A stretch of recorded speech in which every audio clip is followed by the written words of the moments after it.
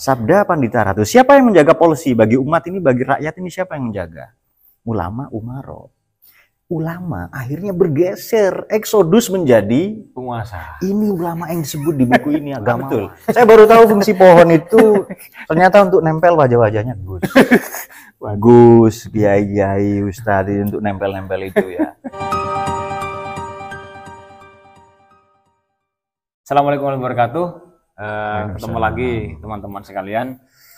Kali ini kita akan ngobrol santai lah kira-kira tentang satu buku yang spesial, buku yang baru terbit ya, tentang filsafat. Judulnya Filsafat untuk Pemalas. Kalau sebelumnya saya sempat membahas buku ini, tapi saya sendiri. Tapi kali ini saya akan membahas dengan penulisnya langsung. Wah, ini saya kira satu kesempatan yang sangat istimewa. Beliau adalah kiai saya Ahmad Hafir Zuhri. Bagaimana kabar, Pak? Alhamdulillah baik. Alhamdulillah sehat ya. Ini sudah buku berapa ini, Pak? Ini buku yang kesekian belas ya, saya lupa. Tapi untuk para jomblo pertanyaannya bukan gitu, Bung Herli. Jadi pertanyaannya gimana, masih jomblo atau sudah hubungan? Cuma ngomong-ngomong, di sini ada quote bagus. Lebih baik ditertawakan karena belum menikah daripada nggak bisa ketawa lagi setelah menikah. Satu ajakan untuk menjadi jomblo yang bermartabat, sesuai dengan Immanuel Kant. Iya. Jadi buku ini ditulis dengan bahasa yang sangat ringan. Mungkin perlu dijelaskan kenapa kok harus pilihan cara menulis seperti itu, Pak? Singkat saja dua sebenarnya. Jadi pada prinsipnya penulis ini, Bung Herli dan rekan-rekan sekalian, adalah pelayan. Jadi karena ia pelayan harus tahu karakteristik, watak, kebiasaan, serta tanda kutip kemalasan kaum rebahan.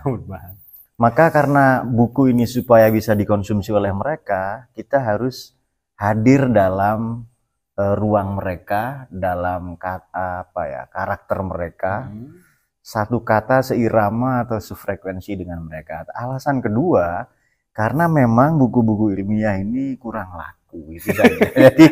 jadi ya demikianlah. Jadi karena tujuannya buku ini semata-mata bukan menyebarkan pengetahuan, itu iya. Tapi sebisa mungkin buku ini adalah kampanye untuk orang kenal filsafat. Serta kampanye supaya ada kesejahteraan juga. Karena di sini tertulis rekan-rekan sekalian, filsafat ini rancang bangun, bukan hanya rancang bangun tentang kebenaran, tapi juga tentang kebahagiaan. Bahagia yang membaca, bahagia yang nulis, bahagia yang memasarkan, yang membuat konten-konten tentang buku ini dan seterusnya. Saya kira itu alasannya. Oke. Jadi memang ini sangat ringan sekali teman-teman ya, filsafat untuk pemalas kira-kira. Mungkin sedikit isi, Pak, bisa di-spill kira-kira apa yang karena judulnya kan pemalas ini ya. Kok seperti ada tendensi begitu ya bagi pemalas itu. Apa yang diinginkan sebetulnya bagi pemalas dari... Sebenarnya pemalas ini kan kita semua kan.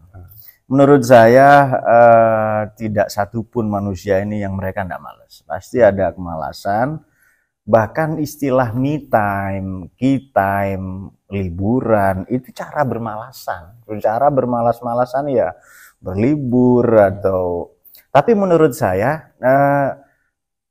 healing lah. Versi anak muda, paling healing itu di halaman. Bukalah halaman hati Anda, pikiran Anda. Bukalah halaman-halaman buku ini. Merebahlah di buku-buku ini, tanda kutip ya. Carilah makna hidup Anda. Jadi ini sebenarnya cara kita hidup sehari-hari itu saja. Ya, dalam bahasa filsafat cara kita mengada, cara kita hidup sehari-hari, cara kita memperlakukan diri sendiri, cara kita meraih kebahagiaan. Misalnya begini, cara merawat kumis, Pak. Ini bagaimana memperlakukan jenggot, ya kan, rambut. Sebab banyak orang tidak bahagia dengan dirinya sendiri. Oleh karena standar kecantikan yang berubah-ubah, oleh karena standar kalau di zaman Socrates itu bentuk kepala adalah 1/8 dari tinggi tubuh. yang ganteng. Nah, betul, itu ketampanan itu katanya. Makanya tapi menarik kata Socrates begini, sehubungan dengan belakangan ini ya pilpres atau apa. Kau mau tahu maling yang kau pilih dengan sukarela, kata Socrates itu. Mana guru, kata murid-muridnya. Sebentar lagi mereka lewat. Betul, anggota parlemen Athena. Itu maling yang kau pilih. Kalau maling yang biasa, itu maling memilihmu menjadi korbannya. Nah, betul juga. Itu maling-maling di Athena. Maksud saya kalau sekarang bukan di Athena ya, di Senayan. Ya di Jakarta, di ibu kota negara, provinsi atau kabupaten dan kota. Ya, dalam bacaan saya memang ada banyak potret kehidupan yang coba dikritisi, kemudian dikasih tapi insight kira-kira betul. Tapi Sokrates itu figur utama. Figur utama ya. Dan Sokrates itu menubuh pada dua sosok, Panji dan Sari di sini. Ya, nanti di buku-buku berikutnya Panji dan Sari akan hadir. Tunggu saja Filsafat Timur. Siap. Ada dialog-dialog antara Panji dan Sari. Iya, oke. Pak, kalau secara umum ya, ini mungkin ada kaitan. Saya kira milih cara penulisan kemudian dengan berbagai alasan tadi ada kaitannya dengan tren cara berfilsafat Indonesia barangkali ya. Apa yang ditangkap cara berfilsafat belakangan ini di tengah juga merebaknya pola visualisasi ya. Orang-orang kan sudah baca kan sudah yang rumit-rumit sudah malas juga ya. Pengennya yang gampang. Bahkan kalau di buku ini teman-teman ada filosofi ya di belakang yang merupakan setiap pembahasan ya. Yang merupakan rangkuman dari semua dari setiap artikel yang ditulis kira-kira ada rangkumannya. Jadi teman-teman mungkin langsung bisa baca itu. Tapi pertanyaan kita mungkin jangan-jangan ini bikin orang lagi semakin malas begitu untuk berfilsafat begitu, Pak. Jadi memang begini. Apakah kalau saya membuka usaha kuliner, Bung Herli dan rekan-rekan sekalian, kalau saya membuka usaha kuliner, apa ibu-ibu berhenti memasak? Mereka justru lebih semangat memasak sebenarnya. Meskipun warung-warung ini sangat provokatif ya. Berhenti memasak, makanlah di warung kami. Misalnya lah kampanyenya seperti itu ya kan. Tapi tetap saja ibu-ibu tidak akan berhenti memasak. Mereka artinya ke warung itu opsi kedua. Artinya sehebat apapun, sewow apapun buku ini melayani tanda kutip para pemalas, tetap saja ia tidak akan merubah filsafat itu sendiri. Dan filsafat ini sudah diuji selama lebih kurang, kalau kita hitung dari filsafat timur ya, 3.500 tahun. Kalau kita hitung sejak filsafat Nusantara, tanda kutip Kapitayan, 3.000 tambah 2.000, 5.000 tahun filsafat ini usianya di Indonesia. Sebab 3.000 tahun yang lalu, 3.000 tahun sebelum Masehi sudah ada agama Kapitayan ya, akidah lokal lah di Nusantara ini. Artinya 5.000 tahun bukan perjalanan sebentar. Itu perjalanan yang belum kalau konsensus para sejarawan lah, agamawan lebih tepat tentang manusia pertama Nabi Adam misalnya. Wah, ini usia filsafat sudah belasan ribu tahun sebenarnya.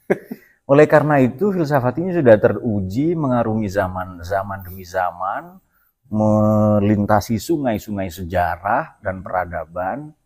Maka ia tak perlu khawatir hanya dengan buku ini maka filsafat akan mati misalnya. Justru buku-buku semacam ini hemat saya, akan semakin menggairahkan filsafat itu sendiri, dan pemalas ini semakin tertarik untuk lebih mengenal, mempelajari dan berfilsafat. Oke. Ya, intinya ini obat lah ya, obat bagi pemalas yang enggan untuk membaca buku-buku filsafat, kira-kira begitu ya. Betul. Baik, kalau dari sisi konten saya melihat misalnya dari beberapa tempat sana sini lah kira-kira ada beberapa ngutipnya agak macam-macam Pak ya, dari acak memang. Ada filsafat timur, ada filsafat Islam, filsafat Barat juga kemudian diramu sedemikian. Saya memang ingin memperkenalkan itu. Nah itu supaya nulis ini tidak sistematis. Kenapa pola itu yang diambil? Jangan kayak skripsi, ini bukan kuliah itu aja. Jangan kayak tesis. Maksud saya itu. Saya tidak menghina kampus tidak ya, tapi pada prinsipnya begini. Ayolah berpikir itu bebas. Kalau tidak bebas itu tidak mikir namanya. Sekarang kita hidup di zaman anti manusia. Maka perjuangan tersulit itu perjuangan menjadi manusia. Nah, di kampus itu dehumanisasi dipraktikkan dengan sebegitu nyata. Jadi robot, jadi karyawan, jadi bawahan, minta arahan terus ya. Jadi minta remote terus akhirnya. Nah, ini bukan manusia. yang ditandai dengan kebebasan berpikir, saya kira.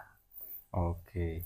Ini berarti ini Pak ya, Kak, semacam merefleksi dari sekian bacaan yang sudah didapat, kemudian direfleksikan dengan kondisi Indonesia mungkin yang berbeda bahkan dengan di mana tempat para pemikir itu lahir, gitu Pak ya.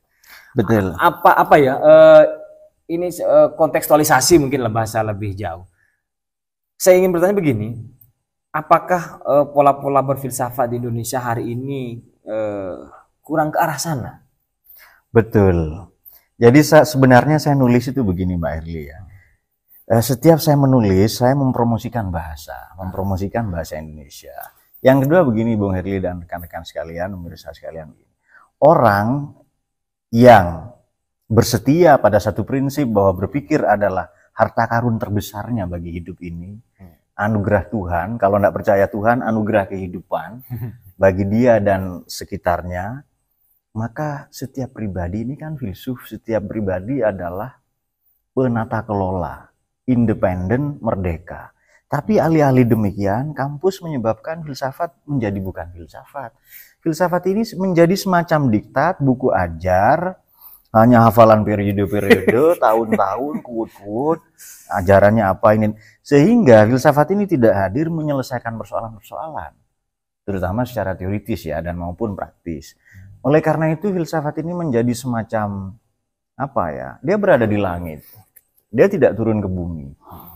Kita perhatikan ya, filsuf yang hadir dari zaman ke zaman, masa ke masa, mereka semua adalah orang-orang yang menyikapi keadaannya sedemikian rupa, ingin membawa perubahan-perubahan sosial dalam hidupnya sedemikian rupa. Pada saat yang sama, mereka ingin menjadi bagian dari jalan keluar dalam upaya memanusiakan manusia. Sayangnya, kampus telah membonsai itu menjadi satu fakultas, menjadi satu jurusan, dan pada saat yang sama menjadi buku-buku, menjadi diktat-diktat, dan anehnya mereka mengklaim mereka lah yang paham filsafat atau filsuf itu sendiri. Oke. Terkait ini ya, karena ini tadi saya sebut adalah mungkin ramuan ya. Jadi kalau kita sebut bahannya dari berbagai sumber filsafat tadi, lalu kemudian diolah ya menjadi satu masakan baru kira-kira. Apa yang ditemukan Pak dari perjumpaan berbagai kearifan dari berbagai pola pikir baik dari Barat, Timur, dari Islam, itu kan mungkin ada sehubungan dengan Indonesia tadi ya. Sehubungan dengan keindonesiaan yang bisa kita tarik. Jadi begini, saya ingin memaknai Indonesia. Di sini kan ada ya, sudah saya carikan ya, Indonesia ini entah tanah air bahasa atau tanah air puisi. Tanah air puisi kayaknya. Tanah air puisi. Halaman 136. Betul, 136. Pak Hari lebih hafal ternyata. 136, oke. Ini menarik. Indonesia 136 ya, Pak. Mari kita buka. Nah, ini dia, tanah air puisi. Anda percaya, rekan-rekan sekalian, bahwa Indonesia ini lahir dari puisi, lahir dari imajinasi, aneh kan? Jadi imajinasi saja melahirkan satu bangsa. Konsep bangsa kan tidak ada. Ya murni puisi. Puisi itu berupa sumpah pemuda. Kami putra-putri Indonesia, ya maknanya para pemuda ya di Kongres Pemuda itu, 28 Oktober itu, 1928, mereka bersumpah berbahasa satu, bukan beragama satu. Berbahasa. Bertanah air atau tumpah darah satu. Berbangsa satu, padahal bangsa belum ada, bahasanya belum ada. Jadi bahasa Indonesia lahir, ya persis ketika Sumpah Pemuda itu. Bangsa Indonesia lahir kapan? Ya ketika Sumpah Pemuda. Artinya bangsa sebesar ini rupa-rupanya diilhami puisi. Dan puisi atau imajinasi ini yang mengantarkan kita pada saat yang sama ya menjadi pribadi yang merdeka. Oh iya ya, kita lalu punya konsep kebesaran bernama satu kebesaran ya. Dan kita punya hutang budi ya, debt of honor. Kita punya satu hutang budi yang mulia kepada tanah air ini. Iya ya, saya bangsa Indonesia, saya orang Indonesia, maka apapun yang datang dari luar, entah filsafat, pemikiran, teknologi, belum tentu cocok di Indonesia. Sehingga kadang bahasa serapan, istilah-istilah apa dalam teknologi apa dan seterusnya, itu diadaptasi sedemikian rupa tanpa penyesuaian, langsung diserap begitu saja tanpa ada ya pemutahiran Adopsi data, ya betul. Dan nyaris tidak ada penyesuaian, without any adjustment ya, tidak ada adjustment. Pada saat yang sama kita menumpulkan keindonesiaan kita sendiri sehingga perlahan-lahan hilanglah kita sebagai Indonesia. Dan sekarang banyak Bung Herli orang malu mengakui dirinya Indonesia, banyak itu. Dan malu kita ngaku Indonesia.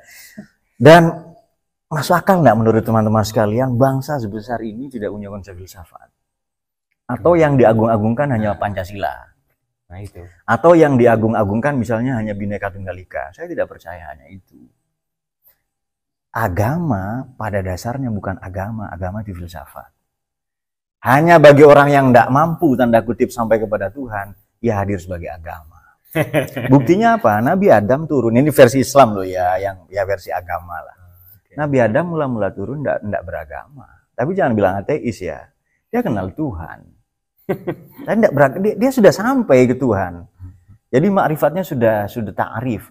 Tapi karena nanti pengikutnya belum tentu sampai selevel beliau, harus ada makrifat taklif, harus ada beban, yakni salat, zakat, puasa, haji dan seterusnya. Dan Lauzu ya, atau Lauzi bahasa kita, Konfusius atau Guru Kung misalnya. Ini semua para nabi sebenarnya. Tetapi pada saat yang sama mereka juga filsuf. Nah, ini yang menyebabkan aneh ya kadang kita Bung Herli ya. Iya ya, bangsa sebesar ini tidak punya konsep filsafat. Bahkan kita harus mengadopsi dari pelosok-pelosok Yunani ya. Pelosok Athena yang begitu jauh 2.500 tahun yang lalu kemudian kita bawa ke Indonesia yang hidup hari ini dengan kompleksitas sosial yang berbeda, lalu kemudian kita paksakan, itu kan terasa aneh, terasa berbeda banget dengan cara hidup. Betul, saya sepakat itu. Nah karena itu uniknya memang teman-teman tadi itu buku ini tidak sekedar mengadopsi itu, tapi mencoba ya tadi memasaknya dengan mungkin bahannya dari sana kira-kira sebagian, tapi kemudian dimasak dengan cita rasa bahasa Indonesia, cita rasa cara berpikir Indonesia kira-kira. Itu yang saya kira khas dari buku ini ya teman-teman ya. Jadi saya kira nggak perlu ragu untuk membeli buku ini ya teman-teman. Oke. Ini bukan promosi tapi informasi kira-kira. Nah, saya ingin penasaran sama dengan pemasaran. Iya betul. Saya ingin bahas ini Pak, bagian terakhir ini muasal kejahatan. Ini saya coba kaitkan dengan. Oke, itu ada di halaman 241 ya. Oke, 241. Ini saya coba kaitkan dengan ya mungkin situasi kita yang agak kontekstual ya, lebih terbaru, mungkin kaitannya dengan politik, kaitannya dengan persoalan-persoalan ekonomi, kaitannya dengan media sosial dan seterusnya. Apa yang bisa dijelaskan Pak kaitannya dengan masalah kejahatan ini? Jadi begini, ini kita baca dari Filoizi lebih gampang ini ya. Oke, ini dia ya. Tapi kita mulai saja halaman terakhir, paragraf terakhir kita baca sebelum ke Filoizi ya. Ego primordial selalu meniscayakan kambing hitam. Bahkan sejak kita kecil ini Pak Herli. Jadi kalau ada anak kita jatuh, lantai yang dipukul, sepedanya dipukul. Kenapa bukan kasih tahu bahwa anakmu yang nakal, yang kurang waspada? Kasih tahu saja, kau salah. Lain kali waspada kan selesai. Nggak usah mukul lemari, mukul lantai, mukul sepeda ya kan. Jadi kalau jatuh atau ketabrak ya, terantuk. Bahasa Indonesia terantuk. Kalau kaki kita terantuk satu meja yang dipukul oleh ibu kita. Ya seharusnya kan ini kan tidak edukatif ya. Karena meja dikambing hitamkan. Padahal yang salah siapa? Kan anaknya. Dan kesalahan ini kan bagian dari pembelajaran. Dan enggak ada ya manusiawi banget lah gitu. Oke, kita teruskan. Ego primordial selalu meniscayakan kambing hitam, entah agama, suku, bahasa, dan bahkan mirisnya tingkat pendidikan dan strata sosial. Faktanya justru segala bentuk kesenjangan dimulai dan disulut para elit agamawan. Nah, ini paling banyak ini. Kalau mau tahu kenapa agama Islam mundur, agamawan. Ya, itu dia. Kemudian, oh ini mungkin ada perdebatan panjang ya, tapi politisi, kemudian pebisnis, pesuruh partai. Pesuruh partai. Iya. Petugas partai. Oh, sekarang petugas gitu, tapi di sini pesuruh. Ilmuwan menara gading, nah dia sosialita, buzzer, dan penentu kebijakan lainnya. Cara pandang teknokratis. Teknokratis ini begini, pokoknya asal tujuan teknologi tercapai, bahwa nanti orang miskin melarat, dampak lingkungan rusak apa, tidak ada urusan. Yang penting proyek terlaksana. Nah, ini cara pandang teknokratis, tidak humanis. Cara pandang teknokratis yang mengabaikan jagat nilai semacam ini adalah buah dari pendidikan yang salah, pembonsaian logika sejak di sekolah. Sekurang-kurangnya, kita bisa dapati dalam satu dekade ini bahwa guru dan dosen sibuk diperbudak sertifikasi dan polas-poles pemberkasan. Sementara itu, guru honorer selalu kena prank dan ghosting. Jadi jangan heran kalau ada guru besar bodoh. Serius, kalau ada profesor dia ya enggak mencerminkan keilmuannya, atau pada dasarnya memang dia bodoh, karena segala sesuatu bisa dibeli. Indonesia ini pasar raya kapitalisme. Apapun Anda mau beli apa, gelar Habib kah, gelar Ustadz, Anda bisa beli. Ya meskipun gelar-gelar itu kontroversial lah ya. Okay. Tapi mungkin ini Pak yang mungkin agak sensitif, tapi perlu dijelaskan. Pesuruh partai, agamawan. Oke. Ya. Ini menarik ini ya. Jadi agamawan ini sebenarnya bahasa Sanskrit ya. Mungkin bahasa ini oke lah. Kita mengenal istilah begawan, Bung Herli dan rekan-rekan sekalian ya. Begawan ini dari kata bagavan. Baga ini Tuhan, van manusia. Orang yang pakar di bidang, ahli di bidang ketuhanan. Baghdad ini baga dada, baga Tuhan, dada pemberian. Jadi Baghdad itu bukan bahasa Arab, itu bahasa Sanskerta, kota pemberian Tuhan. Oh, alah. Baghdad bukan bahasa Arab. Oke. Laisal Arabiyah mungkin Arab, bukan. Oke. Oke, jadi begini. Mula-mula agamawan ini kan begini, agama. Siapa sih agamawan? Kalau dahulu orang yang pada dirinya ada khasyatullah, dia takut ke Tuhan. Kalau Tuhan saja dijaga, apalagi manusia. Kalau Tuhan saja diagungkan, apalagi makhluknya, begitu. Kalau Tuhan syariat kitab suci saja dijaga, santri lah ya, tapi santri yang serius. Apalagi cuma anak mertua, ya kan? Nah, tapi kemudian bergeser. Nah, sebelum bergeser, agamawan dulu. Mula-mula begini. Ini filsafat ya, filsafat Nusantara. Ini alun-alun dari bahasa Arab, aluan, al-laun, warna-warni.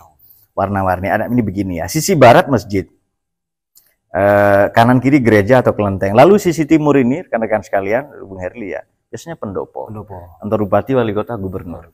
Maka ini disebut filsafat. Sabdo, ini policy, kebijakan, alun-alun. Pandito, ulama. Pandito ini bahasa Sanskrit.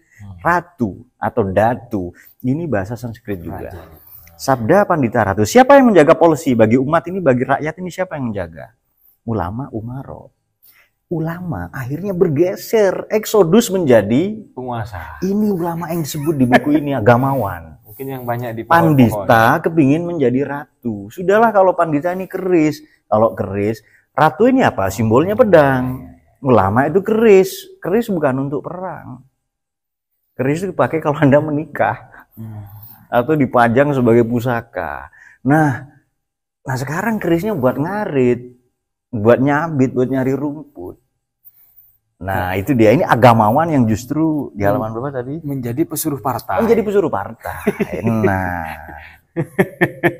itu yang mungkin kita lihat banyak di pohon-pohon hari ini, Pak. Betul. Saya baru tahu fungsi pohon itu ternyata untuk nempel wajah-wajahnya Gus, kiai, ustadz, untuk nempel-nempel itu ya. Saya kira dulu untuk oksigen ya, apa namanya? Ya penghasil oksigen. Iya, oksigen lah ya, untuk ya rindang menaungi. Sejuk. Ya betul ya. Sebagai kesejukan dan seterusnya. Ternyata untuk nempel foto-foto caleg. Saya sudah lihat kampanye di beberapa negara. Ya di Amerika, ya di Jepang, ya kemudian di Jerman, di Australia. Itu hanya ada dipajang mungkin papan ya, itu dari kayu biasa kayak usuk lah kalau kita bisa usuk dan reng gitu. Dipaku kira-kira panjangnya 10 meter dan fotonya kecil-kecil hanya segini. Kalau ada tulisan, jadi mungkin foto 2 kali lipat ini lah 10R lah kira-kira. Ini foto siapa, programmu apa. Oh, di kita kan baliho-baliho segede gaban, itu sebesar menara. Gitu. Waduh, ini apa ini kok? Ya, jadi itu satu pembahasan yang sangat menarik menurut saya teman-teman ya, berkaitan dengan asal-usul kejahatan. Jadi kalau kita kaitkan dengan persoalan tadi asal-usul kejahatan, ada hubungannya dengan pola asuh Pak ya. Betul. Lalu kemudian ya, penjaga nilai yang kita sebut agamawan ini sudah mulai bergeser ke betul. Ada di Filoizi betul ya. Dan mari kita perhatikan, sedari orok kita sudah dibentuk ya untuk mencari kambing hitam. Produksi massal kambing hitam dimulai dari keluarga, sekolah, dan komunitas. Cara pandang teknokratis tadi ya, ini mengabaikan jagat nilai, itu buah dari pendidikan yang salah, pembonsaian logika sejak di sekolah. Guru dan dosen sibuk memberkasan, sementara itu guru honorer selalu kena prank dan ghosting. Adapun anak-anak, murid dan mahasiswa, biarlah diasuh oleh TV dan medsos. Nah, itu dia. Itu yang terjadi sekarang. Itu yang terjadi. Dan ini 3 seri Pak Erli. Ini ada muasal kejahatan 2 ya berikutnya ya. 3 ya. Iya, sampai 3, muasal kejahatan 3. Oke, jangan dibahas semua, biar betul. Yang pengen nanti silahkan beli ya. Nah, ini teman-teman, karena ini adalah kumpulan refleksi, buku-buku yang renungan-renungan. Jangan lupa kita membahas cewek juga ya. Karena nanti teman-teman bisa membaca dari mana aja ya. Nggak peduli misal langsung dari tengah, boleh langsung dari belakang, boleh dari awal gitu, nggak terikat harus memulai dari pengantar dulu, nggak terikat dengan itu. Ini yang kemudian membuat buku ini enak gitu loh, bisa kita baca dari mana aja, tergantung mungkin sesuai dengan mood kali ya. Mood lagi pengen baca soal politik, bisa ada politik di sini. Gender, soal uang ada. Soal gender ada. Betul. Nah ini udah uang ya. Nah, ini yang terakhir kali ya. Saya pengen spill yang terakhir nih, karena kalau spill semua nanti teman-teman nggak jadi beli nih. Spill soal perempuan. Oke. Monggo Pak. Ya. Sebentar ya. Di sini ada di halaman berapa ya? Perempuan dan the second sex. 56. Oke, 56. Ini kita membahas seorang filsuf wanita. Ya teman TTM lah ya, teman tidur malam. Oh bukan, teman tapi mesranya Jean Paul Sartre. Nah, orang itu bernama Simone de Beauvoir. Oke. Ini dia. Filsuf perempuan, tokoh feminisme Prancis melalui bukunya ya The Second Sex ya. Deuxième Sex ini melontarkan protes kerasnya perihal perlakuan terhadap perempuan di tengah masyarakat Eropa dengan kalimat "One who is not born is the other but woman." Perempuan ini tidak dilahirkan. Ia dibentuk katanya. Artinya, sekarang standar cantik siapa yang bikin rekan-rekan? Itu laki-laki. Seksi, standar perempuan soleha, agama kah yang bikin itu? Konspirasi laki-laki. Itu konspirasi laki-laki yang mencari dalil agama. Kemudian standar perempuan ini cerdas. Siapa yang bikin? Itu laki-laki. Walhasil, makanya ini dikritik semua dari Aristoteles sampai filsafat modern dikritik semua oleh Simone de Beauvoir. Jadi perempuan tidak terlahir melainkan dicetak, dibentuk semau-mau lelaki. Artinya perempuan tertindas dan terpenjara sekaligus terdepak dari kesetaraan. Perempuan adalah sang lian yang tidak hanya berbeda tapi juga sengaja dibeda-bedakan secara diskriminatif oleh lelaki. Baik lelaki secara personal maupun lelaki dalam bentuk sistem dan nilai. Nah, itu mungkin yang agak berat, Pak. Ya? Nah, sistem dan nilai itu. Karena secara personal dia ternyata bisa hidup bareng sama Sartre. Nah, betul. Oh, itu kebutuhan. Kebutuhan lah itu ya. Oke. Dan di Indonesia ini kita contohkan, saya kontekstualisasi dengan cerita di Indonesia. Nah, oke. Bukti konkretnya di halaman 58 sedikit ya, saya bacakan dulu satu paragraf. Bukti konkret dari narasi di Beauvoir adalah para nakerwan tenaga kerja wanita. Sekarang orang banyak tersinggung disebut wanita, maunya disebut perempuan. Wanita ini loh, wanito. Dia berani memimpin maknanya. Kok kan aneh, nggak mau disebut wanita. Wanito wani noto. Ugi wani ditoto, tapi juga berani dia ditata, maulah bersedia dipimpin dan memimpin. Bukti konkretnya apa? Atau TKW ya, kerap pulang ke Indonesia dalam keadaan TKO, total knockout, alias bunting ya, macam-macam lah. Sumiati dianiaya majikannya di Arab Saudi dengan kaki hampir lumpuh, bibir digunting, muka sembab, bonyok, caci maki, hujatan, macam-macam lah ya, pelecehan seksual khas jahiliyah. Sumiati ini terjadi persis ya deritanya ketika umat Islam sedang merayakan Hari Raya Idul Adha. Banyak cerita para nakerwan. Kemudian begini, dalam filsafat, ini kan kehidupan sehari-hari. Kan perempuan masak, maca, mana. Masak ini memasak, kemudian maca itu bersolek, mana melahirkan, terus begitu. Atau perempuan ini di kasur, di sumur, di dapur, lalu dikubur. Terus saja begitu. Dan yang memberikan standar itu lelaki. Anehnya, jadi begini misalnya ya. Sepatumu kotor, sana kasih ibumu ya. Kenapa bukan bapaknya yang nyuci? Kemudian, rumahnya kotor, pasti tidak ada perempuan ya di rumah ini. Kenapa harus identik perempuan? Kemudian ukuran kita menikah, misalnya nyari perempuan atau istri yang pintar masak. Kenapa bukan menikahi rice cooker? Iya kan? Atau kulkas? Atau menikahi cor supaya punya suami tahan banting misalnya. Kenapa standarnya begitu? Tidak bisakah kita memperlakukan perempuan sebagai perempuan atau wanita sebagai wanita? Ya dengan segala keunikannya. So lelaki hanya penafsir ya. Sehebat apapun lelaki, Bung Herli ya, dia akan bersimpuh di hadapan perempuan. Sehebat apapun laki-laki, segagah apapun, kita tidak perlu ilmiah untuk mencintai perempuan ya, karena tidak ada lelaki yang hebat di hadapan wanita itu. Karena lelaki bisa merubah dunia, perempuan bisa merubah lelaki. Itu dia. Yang komen ini, Bung. Oke, sedikit lagi lah Eli. Jadi ini dia ya. Filsafat dan sains kerap menenggelamkan perempuan, rasio hanya milik lelaki. Seringkali dikatakan demikian. Kemudian sehingga perempuan ini dianggap second class citizenship, warga negara kelas 2. Dan aneh ya, padahal perempuan perannya sangat hebat, ini dianggap warga negara kelas 2. Di Indonesia ada loh yang kita banggakan, dan ini belum ada di Eropa atau di Barat, yakni Sumatera Barat atau Padang dan sekitarnya ya. Itu budayanya matrilineal. Keibuan bukan kebapakan. Nah, ada kan teman kita di pesantren ini yang atlet panjat tebing juga itu, Amru namanya. Nah, ini menandakan bahwa ternyata budaya kita sampai hari ini pun ada yang keibuan, bukan kebapakan. Ya, nah, ini kan perlu kan hebat sekali ini kan begini. Jadi perempuan yang melamar bukan laki-laki. Jadi saya yang punya duit, kau mau bayar berapa? Begitu seolah-olah. Nah, ini kan kita patut bangga lah sebagai Indonesia.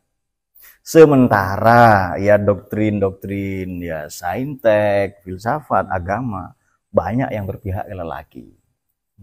Nah sayangnya itu ya. Tapi kita patut berbangga ya. Nah ini dia yang terakhir, ada quote, pandangan bahwa perempuan hanya di kasur, di sumur, di dapur dan lalu dikubur harus diperangi terutama di medsos ya. Adalah penting membersamai perempuan untuk berjuang meraih kesetaraan dalam segala bidang. Nah itu dia. Bukan sama loh ya, setara. So begini, sekarang ada yang hubungan yang sesama jenis ya, atau kita anggap saja menganut mazhab LGBT. Mereka tidak nyebut dirinya pasutri, tapi berumah tangga. Berumah tangga. Karena tinggal serumah. Saya juga pernah ini Pak, jadi pernah baca kalau nggak salah Jennifer Lloyd kalau nggak salah dari Australia itu, bahwa rasio dalam definisi filsafat itu pun sebetulnya juga konspirasi kaum laki-laki. Betul. Nggak hanya soal tampilan fisik yang belakangan sudah terlembagakan misalnya melalui produk-produk yang disebarluaskan oleh pengiklan kira-kira begitu. Saya tidak baca bukunya ya, tapi saya baca di majalah Philosophy Now. Entah edisi keberapa ya, 2 tahun atau 3 tahun yang lalu. Ingat saya ketika pandemi atau sebelum pandemi.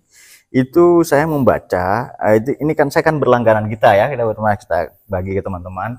Majalah dari Southeastern University di London ya, Philosophy Now. Itu ada memang sejarah rasio dibentuk bagaimana ya, dan sebagian menjadi jurnal. Jadi memang reason, kenapa sih laki-laki rasional, Kalau perempuan perasaannya peka, ya. Kemudian lelaki gagah. Yang letoy banyak laki-laki. Yang bodoh juga banyak. Yang perempuan pinter juga banyak. Yang cerdas, hanya mereka kurang diperhatikan saja. Tapi sebab begini ya, sudah di sekarang masa apa? Kenapa sih chef di mana di kapal pesiar di hotel-hotel banyak laki-laki? Kasih kesempatan aja perempuan memimpin apalah ya, bukan memimpin parpol tok lah misalnya, banyak lah ya, pokoknya memimpin lah. Memimpin apa, jadi pilot kemudian dan lain-lain, kasih saja kesempatan mereka. Dan pada saat yang sama agama sebenarnya tidak membatasi itu kalau mau masih berpijak ke sana. Oke, saya kira untuk sementara, ini tentu saja kalau teman-teman baca dan kemudian didialogkan lagi, ada banyak inspirasi pemikiran, inspirasi bagaimana kita harus bertindak, bagaimana kita harus menyelami diri. Saya melihat memang buku ini mengajak kita untuk tidak hanya sekedar memahami di luar diri kalau saya membacanya ya, tapi juga bagaimana kita diajak menyelam kepada diri dalam arti mungkin agak luas, diri ya secara pribadi maupun diri dalam arti tradisi kita, kebudayaan kita dan seterusnya. Itu hal yang menurut saya menarik dari buku ini walaupun judulnya ada filsafatnya gitu. Nah itu cara berfilsafat yang baru lah kayak tidak seperti yang sebagaimana kita terima di kampus-kampus yang kadang tulisannya kok susah banget gitu, filsafat kok harus begitu gitu. Baik, saya kira itu teman-teman ya. Baik. Terima kasih Pak atas waktunya sudah mau meluangkan waktu untuk membahas dengan teman-teman di channel Cahaning Nalar tentang buku Filsafat untuk Malas. Semoga buku berikutnya akan disambut kira-kira dengan buku yang tak kalah menarik. Oh baik, ini cetakan pertama Pak. Ini cetakan kedua dan ketiga sudah ada tulisan mega bestseller di sini. Oh siap. Barangkali setelah buku ini ada lagi Pak yang berkaitan dengan filsafat. Oh ada, sudah ada filsafat Timur, kemudian ada filsafat Nusantara, ada berapa. Sudah kita siapkan beberapa buku filsafat ya. Tunggu saja. Oke. Baik, silakan teman-teman sekali lagi silakan dibeli dan dibaca. Demikian obrolan kita pada. Oh, ada yang nanya beli di mana? Oh, beli di mana? Banyak di toko bangunan seluruh Indonesia. Gramedia, itu saja atau toko online. Toko online ada, di Gramedia ada. Kalau bingung ya silakan datang ke Kepanjen juga ada. Kira-kira begitu. Baik, saya kira ya teman-teman, terima kasih sudah membersamai kita. Demikian, assalamualaikum warahmatullahi wabarakatuh. Waalaikumsalam warahmatullahi wabarakatuh. Terima kasih Pak Herli sudah hadir di pesantren kami, pesantren filsafat dan pesantren literasi ini. Baik.